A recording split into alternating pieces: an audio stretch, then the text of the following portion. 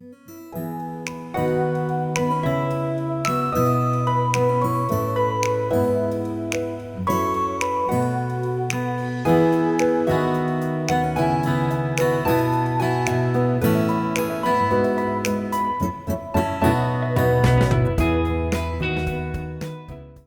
noches, bienvenidos a todos. Les doy la más cordial bienvenida y hoy vamos a estudiar, como les anticipaba, un tema, podría decirse que controversial.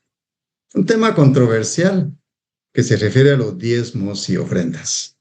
Para lo cual les había pedido que prepararan ahí 2 Corintios 9, 6 al 7. Vamos a leer la porción base de este tema que vamos a ver esta noche. 2 Corintios 9, del 6 al 8 dice: Pero esto digo, el que siembra escasamente, también segará escasamente. Y el que siembra generosamente, generosamente también segará.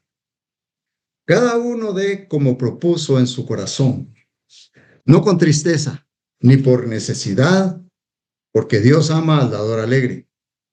Y poderoso es Dios para hacer que abunde en vosotros toda gracia, a fin de que teniendo siempre en todas las cosas todo lo suficiente, abundéis para toda buena obra. El tema de diezmos y ofrendas se ha tornado muy controversial, porque tiene que ver con dinero. Y cuando se habla de dinero, muchas personas son suspicaces, ¿verdad? Porque empiezan a desconfiar, empiezan a sospechar de los demás con respecto al uso que se darán a los recursos financieros que se entregan a la iglesia como diezmos y ofrendas. Quisieran que como en una auditoría interna o externa se estuviera presentando cada cosa, en qué se gasta y todo, y tener como el informe de todo. Hay algunos creyentes que aún no han roto la barrera sobre el tema de diezmos y ofrendas y prefieren participar en congregaciones en donde se diga que el diezmo no es obligatorio. Y por ese motivo no lo dan. Algunos lo hacen bíblico y dicen que el diezmo pertenece a la ley de Moisés. Y que como ahora estamos bajo la gracia y no bajo la ley, entonces no se debe dar el diezmo porque no es una exigencia de Dios, sino que quedó para los judíos.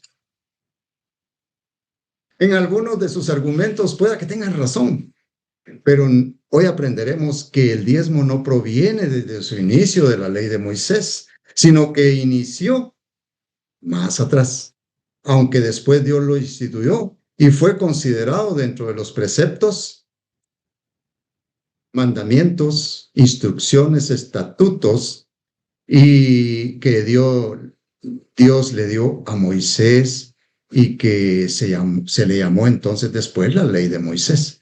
Los creyentes que participamos en una congregación sabemos que para sostener el lugar de las reuniones es necesario contar con recursos económicos, porque algunas de las actividades que se realizan en la congregación, como el servicio, es realizado por los servidores en agradecimiento, por gratitud, o sea, ad honorem.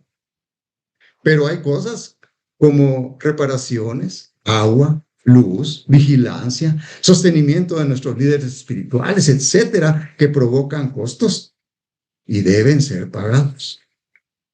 Por ello, también los creyentes que participamos en una congregación debemos tener muy claro el tema de los diezmos y ofrendas, porque ello nos fortalecerá en nuestros corazones y nos va a ayudar a desprendernos de algunas cosas que estimamos mucho y que están muy apegadas a nuestros corazones, como los recursos económicos oiga bien, que Dios nos provee y que son una bendición para nosotros y nuestras familias. Pero como lo dice 2 Corintios 9:8, y poderoso es Dios para hacer que abunde en vosotros toda gracia, a fin de que, teniendo siempre en todas las cosas todo lo suficiente, abundéis en toda gracia, en toda obra.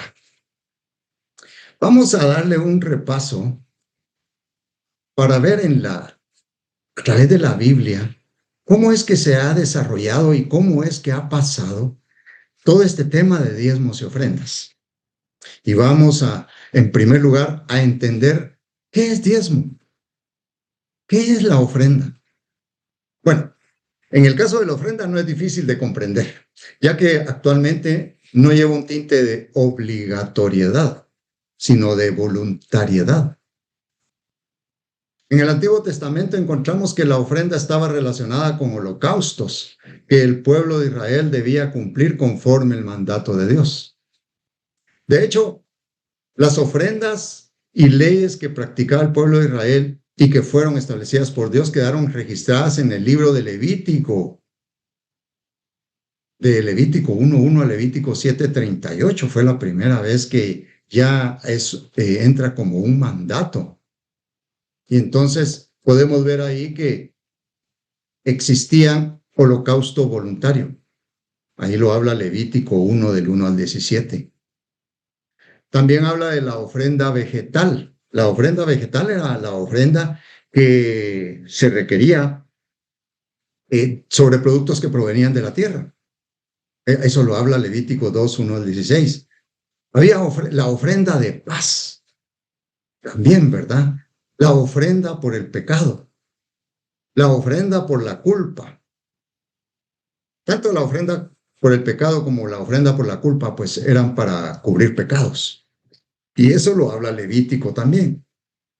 Pero no me quiero detener porque solamente quiero mencionar que habían ofrendas de este tipo, porque el estudio de estas ofrendas pues merecería todo una sesión para ver qué ofrendas eran estas. Pero al consultar el diccionario de la lengua española, miremos lo que dice que se entiende por ofrenda. Fíjese que en su primera acepción dice que es un don que se dedica a Dios, a los santos o a los santos para implorar su auxilio o algo que se desea, o bien para cumplir un voto o obligación. También me indica en su tercera acepción el diccionario de la lengua española que es un donativo que se da a algunos pueblos al tiempo de los entierros para la manutención de los ministros de la iglesia. También dice que es una dádiva o servicio en muestra de gratitud y amor. Pero conforme la Biblia, una ofrenda es un don, regalo o sacrificio que se ofrece a Dios en señal de gratitud, adoración, honor o para cumplir con un voto. Mire qué interesante.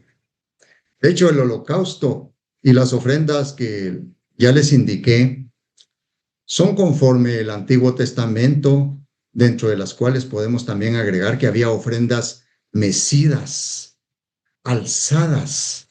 Y esos movimientos específicos eran para simbolizar la dedicación a Dios. Además, habían primicias, que eran las primeras cosechas que se daban a Dios como reconocimiento de que toda buena obra proviene de Él. Ya en el Nuevo Testamento, la ofrenda se daba ya en dinero. ¿Cómo cambia, verdad? O sea, venía con sacrificios para el pueblo judío, pero al mismo tiempo ya se cambia por dinero. Ahí había, por ejemplo, podemos ver la referencia a Marcos 12:41.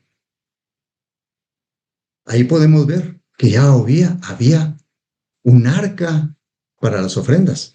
Dice el versículo, estando Jesús sentado delante del arca de la ofrenda, miraba cómo el pueblo echaba dinero en el arca y muchos ricos echaban mucho. Vemos, según la referencia bíblica, que no había una norma de cuánto debía ofrendar un fiel, sino que era prácticamente lo que cada uno quería ofrendar. Realmente en la actualidad es así. Si una persona quiere dar una ofrenda para colaborar en algún ministerio de la iglesia, lo dará. Lo dará, quiere colaborar y lo va a decidir en su corazón. Como lo dice 2 Corintios, lo decide en su corazón. Cuando un creyente quiere colaborar para el ministerio de algún siervo de Dios que se dedique a la alabanza, por decir algo, ¿verdad? Para que continúe con ese ministerio de amor al Señor, simplemente le da un sobre con una ofrenda. Pero no le va a decir, mire, le doy esta ofrenda o conforme la tarifa que usted tiene. No. Le da un sobre y no le dice cuánto le está dando.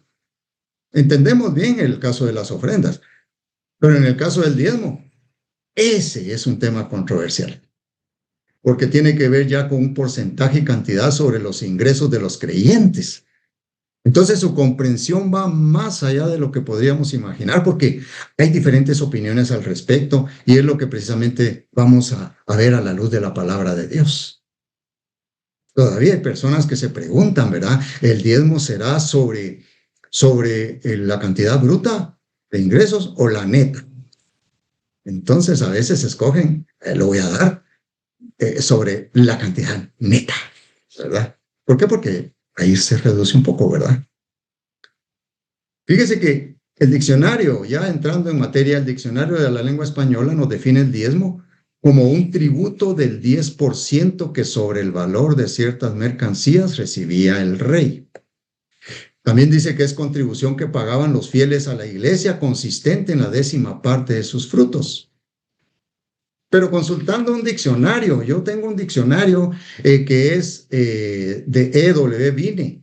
Es un diccionario de palabras expositivas, exhaustivo de palabras del Antiguo y Nuevo Testamento. Y ahí dice que diezmos proviene de la palabra griega dekató, que significa 10, cuya raíz es dekatos, que significa décimo. En la voz activa, por ejemplo, en la voz activa de dar, ¿verdad? Estas palabras denotan, en la voz activa, perdón, de recibir, denotan diezmos, y esa es la que utiliza Hebreos 7:6, donde dice, tomó de Abraham los diezmos. Pero en la voz pasiva denotan pagar diezmos, y es usada en Hebreos 7:9, en donde dice, pagó diezmos. Estas palabras dan origen a la derivación de la palabra apodecateu, o apodecató, que quiere decir diezmar, dar diezmos, recibir diezmos. Eso se usa en Hebreos 7:5. Bueno, de hecho, en Hebreos 7:4-9 evidencia la superioridad del sacerdocio de Melquisedec sobre el Levítico, porque dice, se puede llegar a ver que Abraham, el antecesor de los levitas, pagó el diezmo a Melquisedec. Eso lo podemos encontrar en Génesis 14:20, lo vamos a ver más despacio. Melquisedec, cuya genealogía se halla fuera de los levitas, tomó los diezmos de Abraham, que era quien había recibido las promesas divinas. Y en tanto que la muerte es la suerte natural de aquellos que reciben los diezmos, no se registra la muerte de Melquisedec. Los levitas que recibían diezmos los pagaron virtualmente a Melquisedec a través de Abraham. Eso lo dice este diccionario, ¿verdad? Son comentarios de este diccionario a través de las conclusiones que llevan. Pero el diezmo es la parte que Dios recibe de los ingresos y es consagrado al Señor. Eso lo dice Levítico 27:30 y Proverbios 3:9, que dice, y el diezmo de la tierra, así de la simiente de la tierra como del fruto de los árboles, de Jehová es cosa dedicada a Jehová. Y Proverbios 3:9 nos invita, ¿verdad? Honra a Jehová con tus bienes y con las primicias de todos tus frutos. Realmente, un diezmo es la 10ª parte de todos nuestros ingresos. Dios estableció el porcentaje de los diezmos, primicias, y Él recibe lo primero. Pero mire, conforme lo que estamos viendo, le puedo decir que esta información es valiosa para ir comprendiendo el tema del diezmo. El diezmo se practicaba 430 años antes de la ley de Moisés. De manera que el diezmo no empezó en la ley de Moisés. Empezó antes de que el pueblo de Israel, antes de que la descendencia de Jacob, que le fue cambiado su nombre a Israel, ese pueblo fuera esclavizado. Antes ya se hablaba del diezmo. Y solo para hacer cuentas, ese pueblo estuvo 300, 400 años esclavizado en Egipto. Entonces, con razón, ya se hablaba de 430 años antes de la ley de Moisés. Miremos en el Antiguo Testamento un repaso acerca del diezmo. Para iniciar, consultemos Génesis 14, 17, 20. Génesis 14, 17, 20 dice, cuando volvía de la derrota de Kedorlaomer y de los reyes que con él estaban, para explicarles, este pasaje se refiere a que estos reyes se unieron y capturaron, hicieron esclavo, prácticamente se llevaron a Lot, su descendencia, todas sus posesiones. Y entonces Abraham tomó de sus siervos y fue a rescatar a Lot. Y entonces rescató a Lot, recuperó todo lo que de Lot, todas sus posesiones, toda su descendencia, todo. Y entonces por eso dice, cuando volvía de la derrota de Kedorlaomer y de los reyes que con él estaban, salió el rey de Sodoma a recibirlo al valle de Sabe, que es el valle del rey. Entonces Melquisedec, rey de Salem, y sacerdote del Dios Altísimo, sacó pan y vino y le bendijo diciendo, bendito sea Abraham del Dios Altísimo, creador de los cielos y de la tierra, y bendito sea el Dios Altísimo que entregó tus enemigos en tu mano. Y entonces Abraham, porque no se llamaba Abraham todavía, Abraham, le dio los diezmos de todo. Aquí está la primera referencia de los diezmos. El libro de Génesis es uno de los libros del Pentateuco. El Pentateuco se forma de Génesis, Éxodo, Levítico, Números y Deuteronomio. Pero, un momento, Moisés nació hasta, dice la referencia bíblica, nació y se nombra hasta Éxodo 2. Moisés escribió este libro. La autoría le fue asignada a él y es una inspiración del Espíritu Santo. Moisés escribió los 5 libros que se llaman Pentateuco en grupo. Entonces vemos que el diezmo inició antes que naciera Moisés. De manera que no se puede decir que el diezmo inició con la promulgación de la ley que Dios le instruyó que escribiera Moisés. También encontramos referencia del diezmo cuando Dios se le aparece a Jacob en Betel, que significa casa de Dios. Para aclararles un poco, Jacob, hermano de Esaú, engañó a su padre Isaac, haciéndole creer que él era Esaú, para recibir la bendición de primogenitura. ¿Por qué? Porque la había obtenido a través del cambio que hizo por un plato de lentejas que le dio a Esaú. Entonces, Jacob tuvo que huir. Por el consejo de su mamá, lo mandó a que fuera con su tío Labán. Y en ese camino, entonces durmió en ese lugar. Y cuando estaba en sueños, Jehová le dijo que la tierra en donde estaba acostado se la daría a él y a su descendencia. Y al despertar Jacob, hizo voto a Jehová. Y dentro de las cosas que prometió, dijo que apartaría el diezmo de todo lo que Jehová le diera. Mire, otra referencia de diezmo. Eso lo puedes encontrar en Génesis 28, 19 al 22. Después de ello, en el libro de Levítico, que ya va recogiendo la ley de Moisés, la que le llaman la de ley de Moisés, este es un libro que escribió Moisés también, ¿verdad? En su capítulo 27 nos presenta las cosas que debían ser consagradas a Dios. Y en Levítico 27, 1, habló Jehová a Moisés diciéndole, y le dice varias cosas, instrucciones, pero las que me llama la atención son los Levítico 27, 30, 34, donde dice, y el diezmo de la tierra, así de la simiente de la tierra como el fruto de los árboles, de Jehová es cosa dedicada a Jehová. Y si alguno quisiere rescatar algo del diezmo, añadirá la quinta parte de su precio por ello. Y todo diezmo de vacas, de ovejas, de todo lo que pasa bajo la vara, el diezmo será consagrado a Jehová. No mirará si es bueno o malo, ni lo cambiará. Y si lo cambiare, tanto él como el que se dio, en cambio, serán cosas sagradas, no podrán ser rescatados. Estos son los mandamientos que ordenó Jehová a Moisés para los hijos de Israel en el monte Sinaí. Dios establece las cosas consagradas a él. Y el diezmo es una de esas cosas. Y lo dejó como un mandamiento en Levítico 27, 34. Él lo dejó como un mandamiento.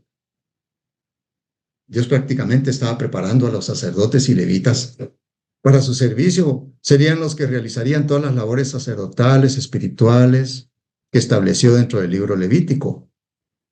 El libro Levítico Es un libro que se escribió en los años 1450 y 1410 antes de Cristo, y su tema principal es la santidad. Entonces, era una preparación que Dios estaba haciendo y por ello es dedicado a la adoración a Dios. El libro, el nombre de Levítico se basa en el nombre de Leví, porque era una de las tribus, una de las 12 tribus, que era uno de los 12 hijos de Jacob. El título en español, Levítico, viene de la palabra griega leutikon, tomada de la traducción griega Septuaginta, y significa aquello que pertenece a los levitas, a los levitas.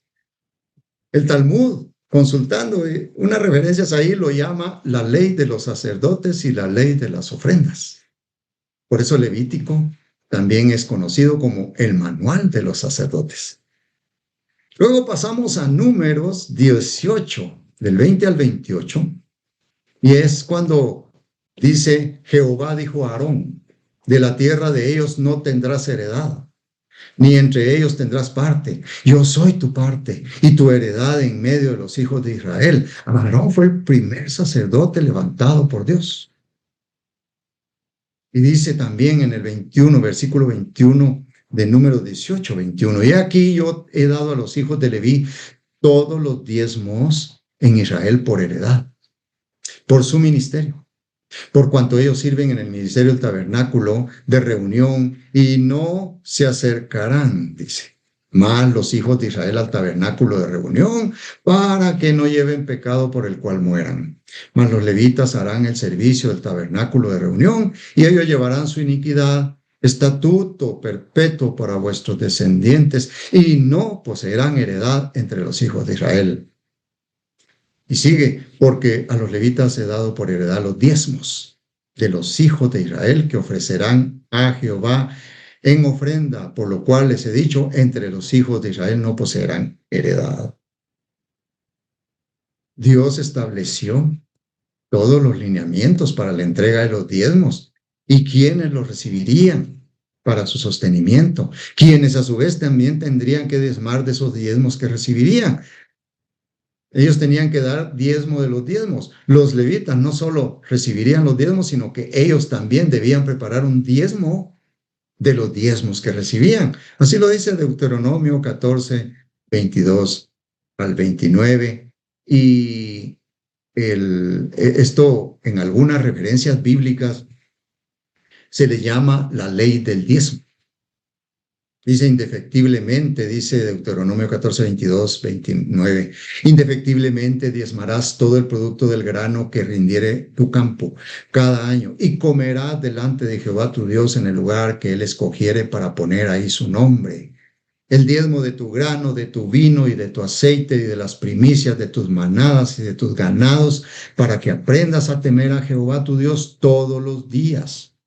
Y fíjese que si la palabra de Dios, así resumiéndola, dice que si estaba muy alejado del lugar donde tenía que ir a dejar estos diezmos, porque había lugares que Dios establecía dentro de las tierras de todas las tribus que distribuyó, entonces podía vender las cosas y tomar el dinero y llevarlo. Era más fácil llevarlo, ¿verdad? Entonces, vemos que en las instrucciones que Dios dio, que la base para el diezmo era bastante, incluía todo, sobre todo los bienes, el fruto del campo, el vino, el aceite, las primicias del ganado, sus manadas, siempre sin olvidarse de no desamparar al levita que habitara en las poblaciones propiedad del diezmador. Hay algo muy importante de hacer notar. Tanto en el libro de Números como en el libro de Deuteronomio, fíjese que Dios ya se refiere a que los sacerdotes y levitas no tienen parte ni heredad, pero la repartición de la tierra no había sucedido aún, sino que eso sería la tarea del sustituto de Moisés, Josué. Dios cuando dice y ordena algo, lo hace ya considerando lo dicho como hecho. Nosotros tenemos ese problema, fíjese. Nosotros tenemos el problema de que cuando vemos las promesas de Dios, cuando escuchamos las promesas de Dios, aún esperamos que sucedan para creerlas, por lo cual deberíamos cambiar nuestra actitud y también dar por hecho lo que Dios ha establecido y ordena que hagamos sujetándonos a Él por medio de la fe. Le voy a contar una anécdota. Había un hermano que debía como 150,000 quetzales. Es puro testimonio de él. Debía 150,000 quetzales y lo estaban atacando, cobrándole. Mire, prácticamente tenía esa agonía de que le estaban cobrando ese dinero. Pues fíjese que él oraba al Señor para que lo ayudara, para que lo sacara de esa deuda, para que le ayudara a pagarla. Y en oración, buscando en oración, escuchó la voz del Señor que le dijo: yo te mandaré el dinero para que pagues tu deuda. Y el hermano se quedó: oh, sí, gracias, Señor, gracias, Padre, gracias, Señor, por responderme. Bendito sea tu nombre, alabado sea tu nombre. Gracias, Señor. Y se levantó y se fue tranquilo a su banca. Y después quedó a la semana, recibió una llamada telefónica. Y una persona y le dijo: señor, disculpe, ¿usted es Brígido Cárdenas? Sí, señor. Mire, hermano Brígido Cárdenas, fíjese que fui a la iglesia donde usted participa. El Señor me orientó para ir ahí, me dieron su número telefónico, pero no me dieron su dirección. Y es que Dios me mandó que le entregara un cheque de 150,000 quetzales. Parece que Dios me hizo ver que usted tenía una deuda. Sí, así es, le dijo. ¿Me da la dirección para irle a dejar su cheque? Con mucho gusto, le dijo, y le dio la dirección. Solo colgó el teléfono y empezó a gritar: gloria al Señor, gracias Señor, gracias, gracias, aleluya. Y escuchó otra vez la voz de Dios y le dijo: ¿por qué no hiciste esto cuando yo te lo dije? Recuerda, el cheque aún no ha llegado a tus manos. Y eso es lo que nos pasa. Esta pequeña ilustración que les dije de este testimonio nos da a entender de que cuando Dios te dice algo, debemos cambiar nuestra actitud. Porque fíjese que entonces caemos en lo que cayeron los judíos. Como vamos a ver, una cosa es decir que vamos a cumplir la ley y otra cosa es cumplir la ley. En el transcurso del tiempo llegamos a los tiempos del profeta Malaquías, cuyo significado de su nombre es mensajero, mi mensajero. También significa mensajero de Jehová. Y entonces, quien le trae al pueblo de Israel un mensaje final del Antiguo Testamento que se refiere a la profecía del ministerio de Juan el Bautista, cuyo cumplimiento constituye el comienzo del Nuevo Testamento.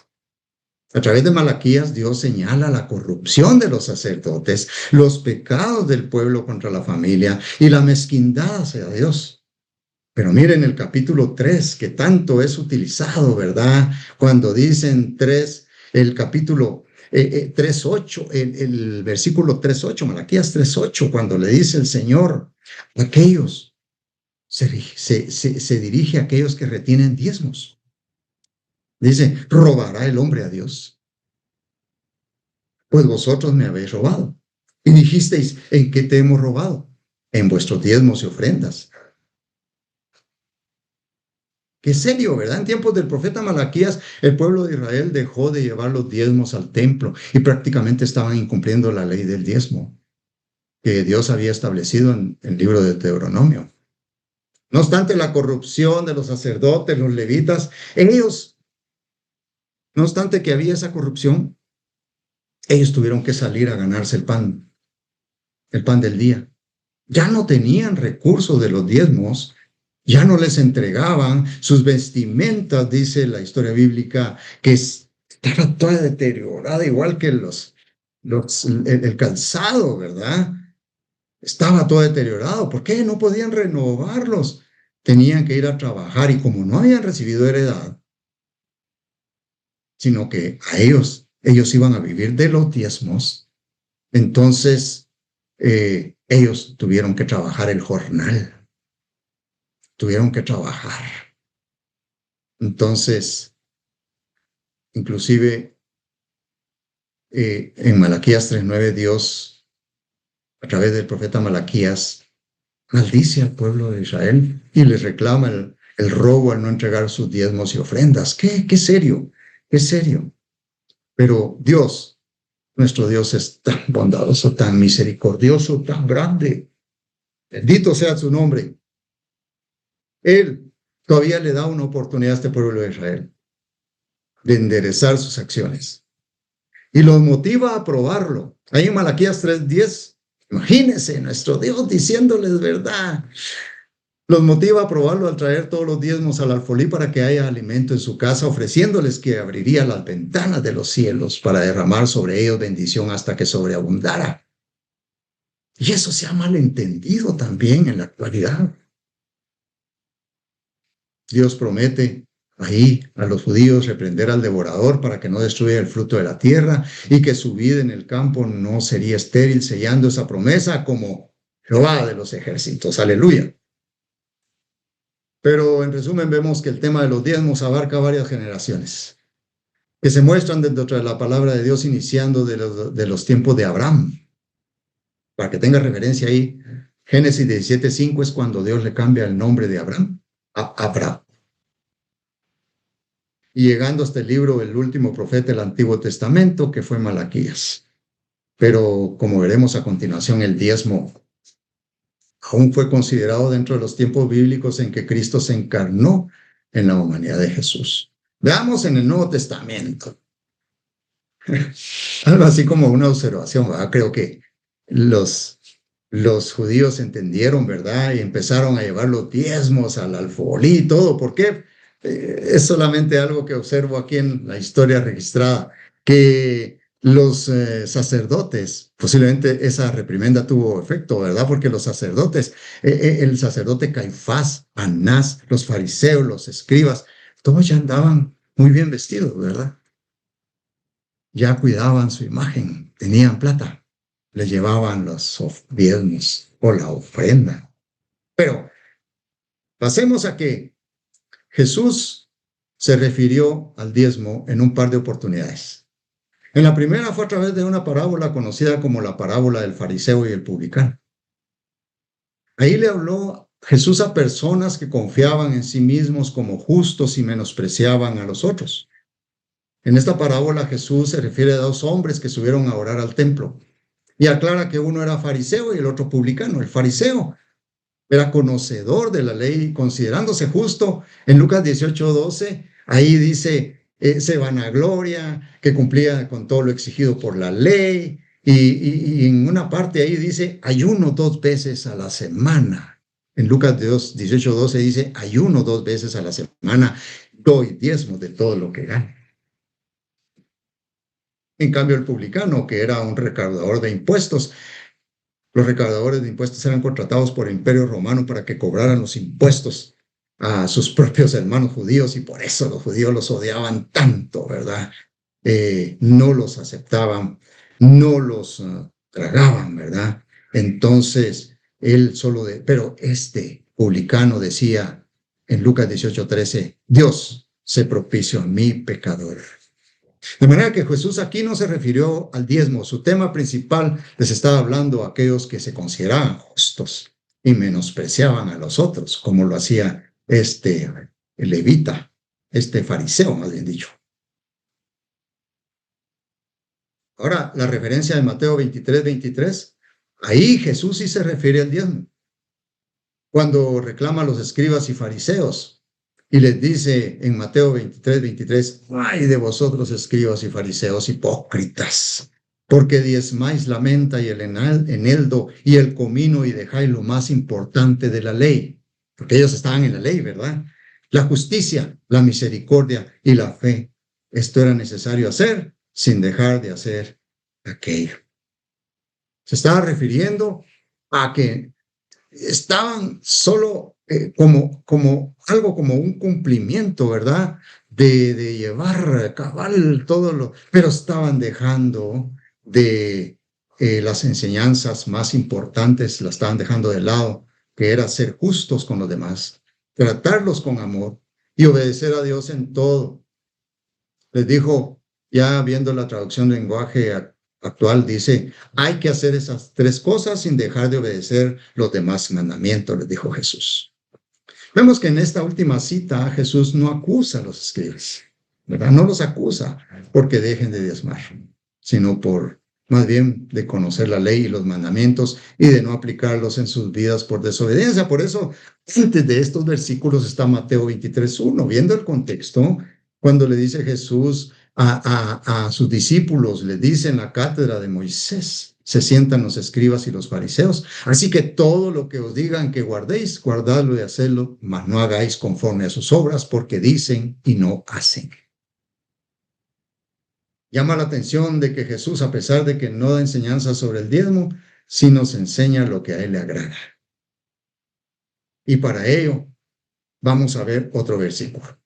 Marcos 12, 41 al 44 dice, estando Jesús sentado ante el arca de la ofrenda, miraba cómo el pueblo echaba dinero en el arca y muchos ricos echaban mucho.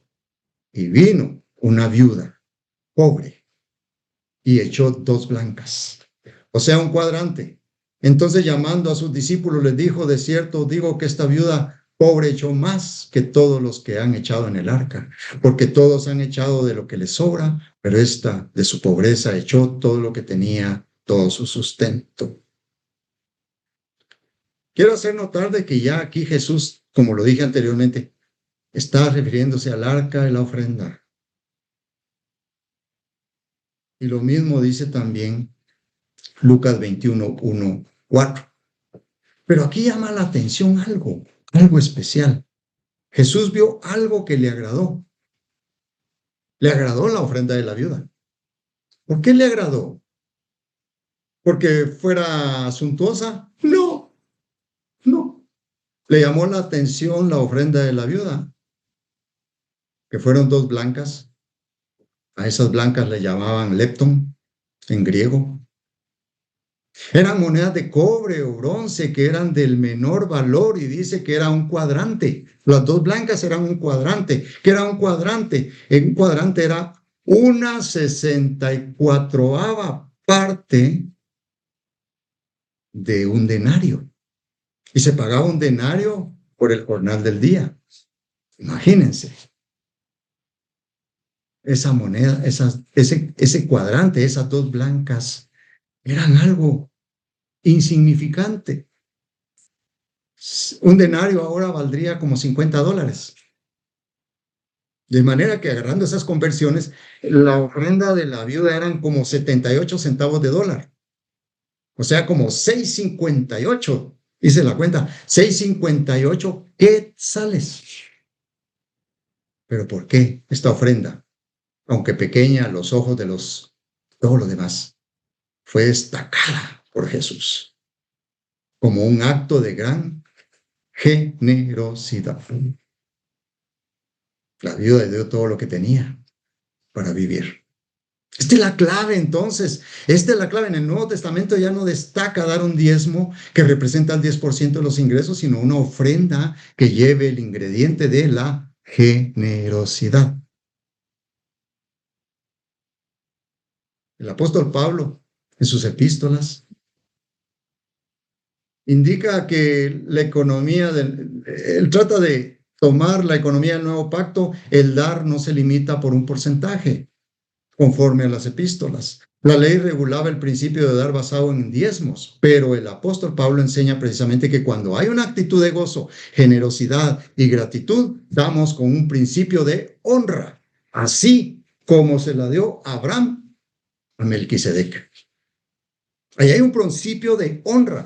¿Con qué quiero honrar? ¿Con qué quiero agradar yo a mi Dios? Ya no es para cumplir. Los judíos daban el diezmo por cumplir la ley. Y eso se le daba cumplimiento, y en unas oportunidades discutíamos con unos amigos, ¿verdad? Cumplimiento está compuesto por 2 frases, cumplo y miento. No, es algo diferente, ¿verdad? El orden que se plantea en el nuevo pacto es el sacerdocio de Melquisedec, lo que dio inicio ahora en el nuevo pacto. en que vemos un principio de honra. Fíjese que interesante, vamos a ese Génesis y vemos que Melquisedec no le pidió los diezmos a Abraham. Abraham se los entregó. Le dio los diezmos de todo, dice. Pero no dice Melquisedec. Melquisedec lo que sacó fue pan y vino para celebrar la Santa Cena, ya como una figura, antes de que el Señor Jesucristo lo instituyera, sino que solo se lo dio. Lo propuso en su corazón. Fíjese que le salió al camino el rey de Sodoma y le dijo, mira, toma para ti todo eso. Y Abraham le dijo, no, yo nada de eso voy a tomar. Al contrario, él apartó el diezmo para dárselo a Melquisedec. Eso nos muestra que un verdadero hijo de Dios posee la naturaleza, que posee la naturaleza divina, no va a pensar, como la ley ya fue abolida porque estamos en el nuevo pacto, entonces ya no tengo que dar el diezmo. Al contrario, el verdadero hijo de Dios, aunque no lo vea como una exigencia, aportará a la iglesia basado en su generosidad. Y eso es lo que demuestran las bases de 2 Corintios 9, del 6 al 8. Generosidad. El diezmo puede ser como la base mínima, solo como una medida si quiere hacerla, ¿verdad? Mire, para no hacerse de bolas, no, generosamente, pero debe ser basado en la gratitud que tenga, ya que de Dios siempre recibe más y más debido a que Dios es por excelencia un dador muy generoso para todos nosotros. Ningún hombre va a poder dar más que Dios. Por eso cuando examinamos 2 Corintios 9:7, la palabra de Dios nos dice que cuando vamos a dar, lo vamos a hacer como lo propongamos en nuestro corazón. Y si lo hacemos para honrar a Dios, entonces en nuestro corazón se moverá ese deseo de dar y procederemos a dar con alegría, porque lo haremos por gracia, así como lo hicieron los macedonios, que habla Pablo, el apóstol Pablo, perdón. Falta de respeto. De manera que no será un porcentaje establecido porque dar en el nuevo pacto no es por una ley que me pide dar, sino una gracia que se expresa. 2 Corintios 9:7 dice, cada uno dé como propuso en su corazón, no con tristeza, ni por necesidad, porque Dios ama al dador alegre. Hermanos, nosotros si damos con tristeza, de repente es porque cuesta desprendernos de una cantidad considerable de dinero para entregarla al alfolí. No podría causar tristeza o pensar que ya no se contará con esos recursos. Algunos podrían decir, no, este dinero lo hubiera usado para algo provechoso. No, debe ser. Mire, no nos parezcamos a Judas. Cuando María, hermana de Marta, hermanas de Lázaro, quebró aquel frasco de aquel alabastro, ¿verdad? De perfume de gran precio y se lo derramó a Jesucristo y dijo ahí en Juan 12:4-6, dice, y dijo uno de sus discípulos, Judas Iscariote, hijo de Simón, el que le había de entregar, ¿por qué no fue este perfume vendido por 300 denarios y dado a los pobres? Pero dijo esto, dice la misma palabra, no porque se cuidara de los pobres, sino porque era ladrón. Y teniendo la bolsa sustraía de lo que se echaba en ella. A veces existe este tipo de comportamiento porque se piensa dar, pero con tristeza. También, según 2 Corintios 9:7, dice que no debemos dar por necesidad. Esto quiere decir que una persona podría ser atraída por aquellos malos mensajes que dicen, generosamente y Dios le va a multiplicar todo, hermanos. Ese es un negocio. 2 Corintios 9:6 dice, pero esto digo, el que siembra escasamente también segará escasamente, y el que siembra generosamente, generosamente también segará. Esto lo han tergiversado porque equivocadamente solo le dan a la siembra solo la connotación de dinero, es decir, una orientación económica.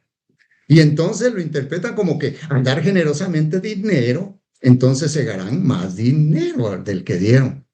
Al hacerlo de esa manera, prácticamente lo están tomando como un negocio. El negocio. Pero los verdaderos hijos de Dios, que están bajo la gracia,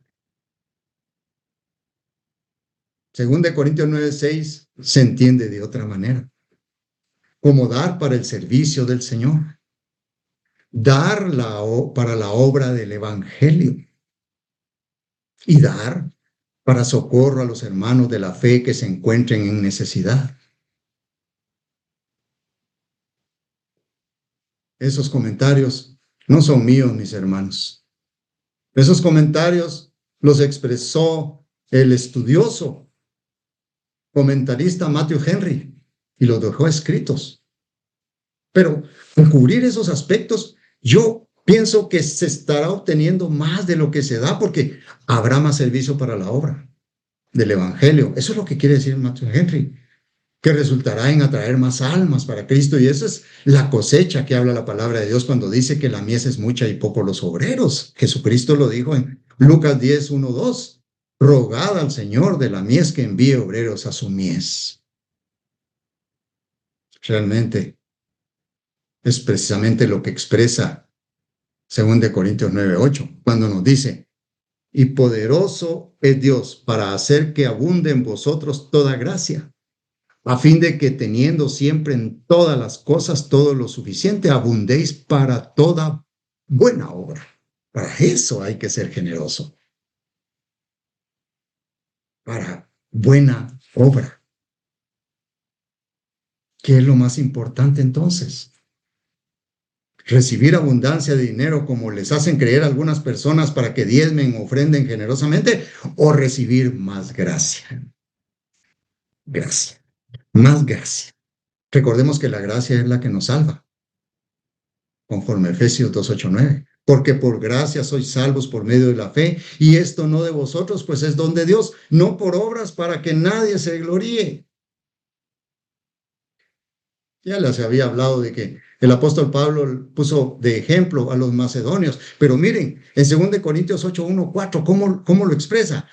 Sí mismo, hermanos, os hacemos saber la gracia de Dios que se ha dado a las iglesias de Macedonia. La gracia de Dios que le ha dado a las iglesias de Macedonia, que en grande prueba de tribulación, la abundancia de su gozo y su profunda pobreza abundaron en riquezas de su generosidad.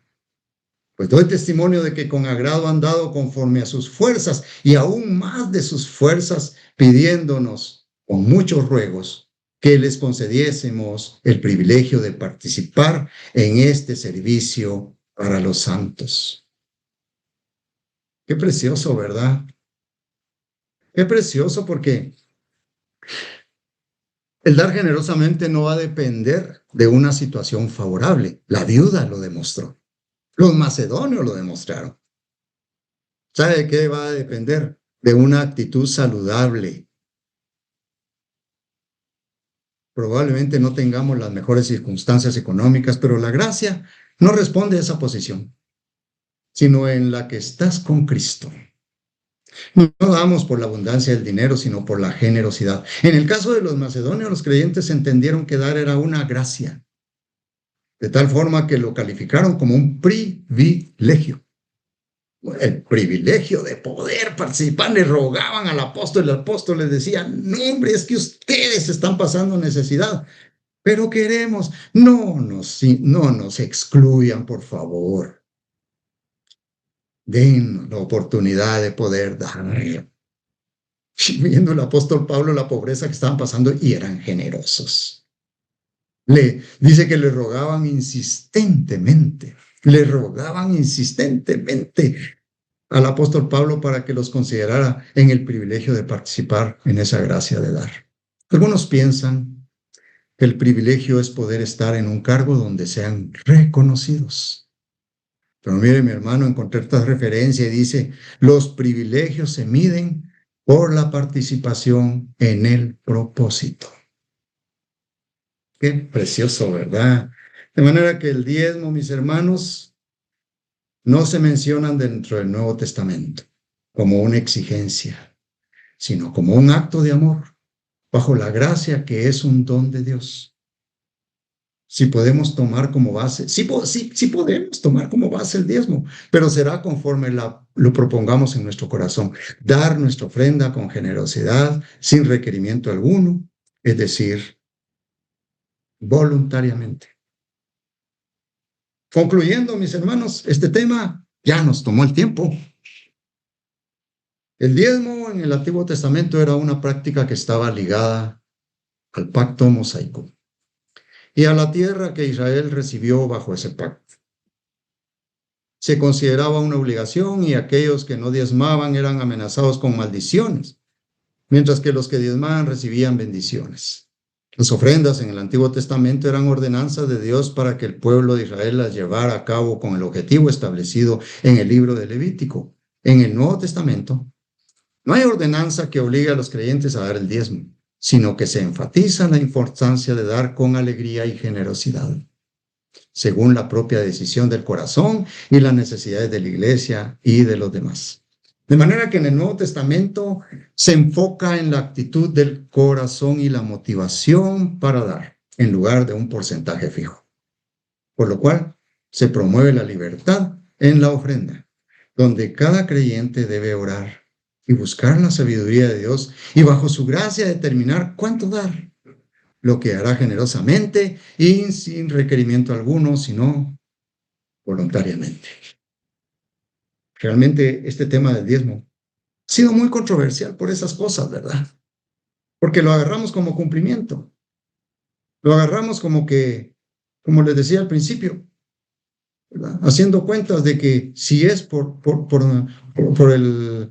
el ingreso bruto, ay, ¿y será que también por otras comisiones que me dan? No, solo por el sueldo. Y tenemos nuestras cabezas y no hay necesidad de eso. De generosamente. De generosamente. Porque si da generosamente, estará participando en que los ministerios que están dedicados para ganar más almas a Cristo, esa será la recompensa. Más almas para Cristo. Para llevar la palabra a los niños, jóvenes, señoras allá en Manzanillo. Para reforzar las cosas, para reforzar las cosas que se deterioran, para aumentar. ¿A usted no le gustaría que más personas recibieran lo que usted ha recibido? ¿Verdad que sí? La palabra de Dios dice que por gracia, lo que recibimos por gracia, lo demos por gracia. Y nuestro salario, nuestra provisión, todo lo que recibimos del Señor, lo recibimos por gracia. Entonces, si recibimos por gracia, demos por gracia. Y honremos a nuestro Dios con nuestros, sigámosles llamando diezmos, ofrendas, promesas de fe, lo que sea, pero que sea del corazón. Que sea del corazón con generosidad, que eso fue lo que le agradó a Jesucristo de la viuda. Y eso es lo que los macedonios también hicieron. Amén. Amén. Vamos a orar para cerrar este tiempo. Padre, te damos gracias, Señor, por este tema que nos ha hecho comprender, Señor, de que no debemos detenernos cuando ofrendamos, cuando llevamos esos recursos al alfolí, que lo demos con alegría, que no lo demos con una intención, porque el Señor primero nos da y después nosotros vamos a dar. No vamos antes de que ingresen los recursos, sino que Dios mismo nos da lo que podemos dar. Señor, gracias te damos porque hemos comprendido que la generosidad te agrada, porque viene del corazón. Hemos comprendido, Señor, que los hijos de Dios no debemos estar cuestionando, no debemos estar dándole algún contexto diferente a lo que es el diezmo, sino que tu palabra lo establece claramente. Y aquí en 2 Corintios 9, 6, 8 nos da la clave, para que seamos siempre personas que demos con alegría, no por necesidad, ni tristes. Gracias, Señor, por este tema. Pido que bendigas a cada hermano, cada corazón, llénalos con tu Santo Espíritu, en el nombre poderoso de Jesús. Amén, amén, amén. Gloria a Dios.